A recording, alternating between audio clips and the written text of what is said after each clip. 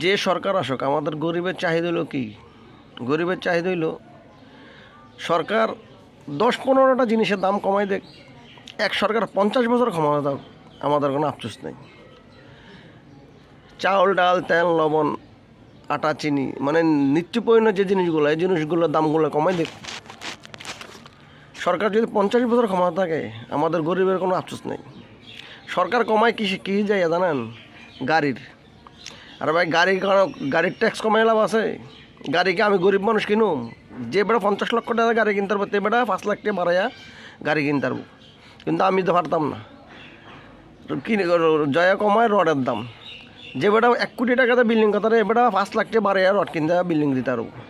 গরিব মানুষের চাহিদা কি? গরিব মানুষের চাহিদা হলে কি? চাল, ডাল, তেল, নুন, আলু, ডাইল, ফিজ, এই জিনিসগুলো, নিত্যপূর্ণ জিনিসগুলোর দাম যদি কম থাকে, গরিব মানুষ খুশি।